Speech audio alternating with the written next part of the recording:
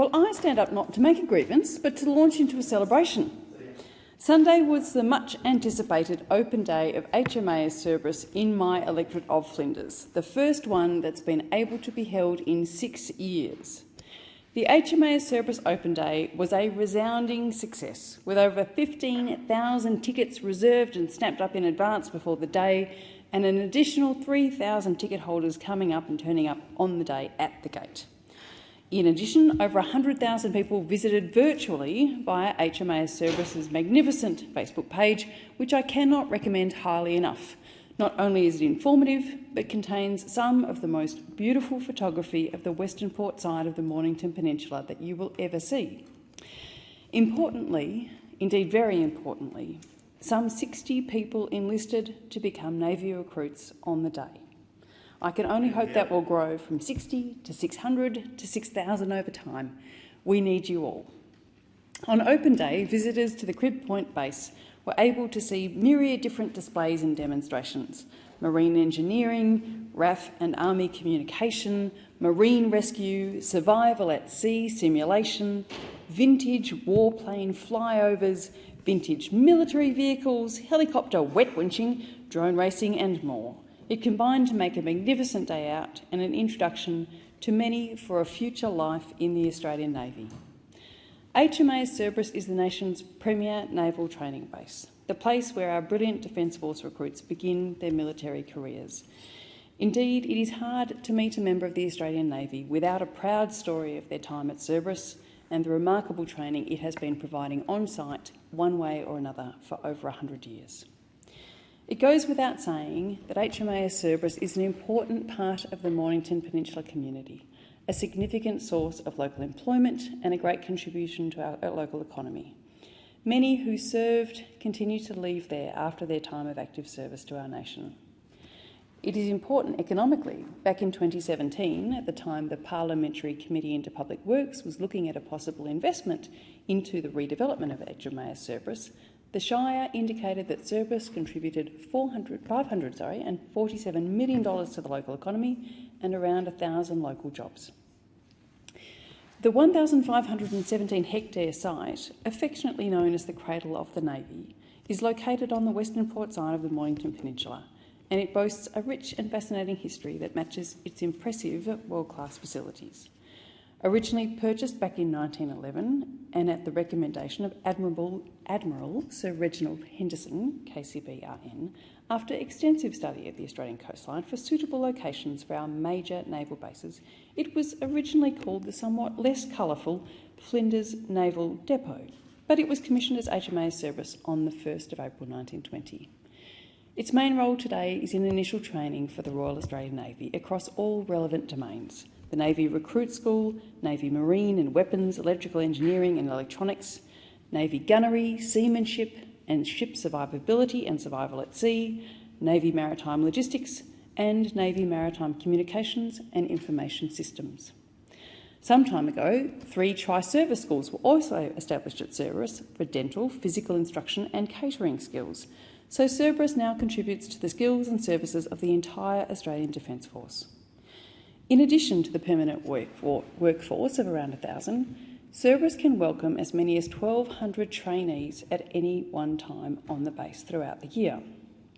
It's a registered training organisation, partnering with a number of specialist training organisations, local TAFEs and universities, and its qualifications meet the Australian Quality Training Framework, making sure that graduates can travel all around Australia or indeed work in many places around the world.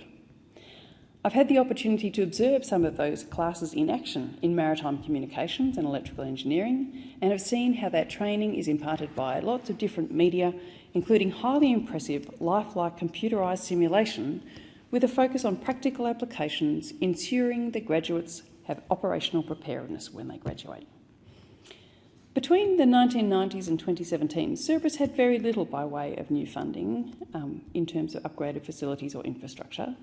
However, the former coalition government invested more than $460 million to upgrade critical underground services and build new technical training, physical training and survival at sea facilities. Many of these works were on display for the first time at Sunday's Open Day. I congratulate all involved with this amazing project, especially Commander Cameron Eastman, OAM, RAN, who was Project Officer for the redevelopment. The redevelopment, funded by the Coalition, has ensured that the Navy's premier training establishment, HMAS Cerberus, will be delivering capability well into Australia's AUKUS future. The new fit-for-purpose School of Survivability and Ship Safety is a thing of pure wonderment, one element of which is a very deep pool and a number of true-to-life structures designed to teach students, under the direction of highly qualified senior staff, to work in teams to manage floodwaters, to escape from a capsized vessel, and to safely evacuate or be rescued at sea in rather daunting storm-like conditions. Students also undergo training in managing fire at sea and combating nuclear, biological and chemical defence attacks. The drills do indeed look daunting at first, but students are trained according to a careful methodology to crawl, walk and then run to build confidence, capability and remarkable human courage. I have had the privilege of visiting HMAS Cerberus on 2 occasions in recent months. Firstly, I went with members of the Joint Standing Committee on Foreign Affairs, Defence and Trade, Senators Ralph Giacone and David Van, and the members for Bruce, McEwen and Adelaide, during which the member for Bruce aptly demonstrated the emergency exit through a marine evacuation system superchute in a suit. I can be paid for access to the video after this speech. I then attended HMAS Cerberus at the conclusion of Navy Week this year with the Shadow Minister for Defence, Member for Canning, Andrew Hastie, only to find that Andrew had been trained by Cerberus Commanding Officer Captain Ainsley Moorthorpe, Company Sergeant Major of the Royal Australian Navy, in an earlier part of Andrew's stellar career in the Australian Defence Forces. I thank Captain Moorthorpe, or as we call him affectionately, Captain Ainsley, and his colleagues for the remarkable tours and tales of this beautiful site and the importance it has played in the defence of Australia and the role it will continue to play as AUKUS becomes central to Australia's strength and defence. I particularly thank Captain Ainsley for his remarkable photography, not only of the base, but of the surrounding countryside that he loves so much. He is an asset to our community in so many ways. With the recent submarine announcements made through AUKUS, it's exciting to think that the future crews of those vessels may start their naval careers in the beautiful Mornington Peninsula, in the electorate of Flinders. They will be served no better in their training than what they will find there. I thank the staff, the officers and the recruits of HMAS Cerberus for being so welcoming on each of my visits so far, especially Captain Ainsley and Command Visit Liaison Officer Gary Swanton, and for the continued service that you all give to Australia. Around 4 p.m. on Sunday afternoon, as I headed towards the airport to come here for this week's sittings, I watched the ceremonial sunset from HMAS Cerberus. It was being broadcast live on Facebook, performed by the Royal Australian Navy Band, Melbourne, and the Precision Drill team of engineering officer trainees, fresh from their triumphal performance at the Melbourne Navy Week closing ceremony.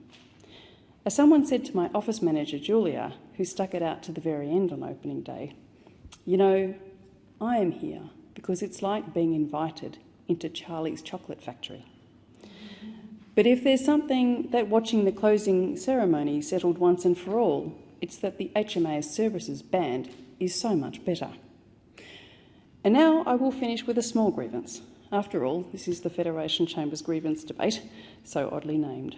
My grievance, of course, is that on Friday night, running around in my best friend's backyard, I took a tumble playing ball with my favourite furry friend, Archie Bear, a most mischievous but utterly forgivable West Highland Terrier.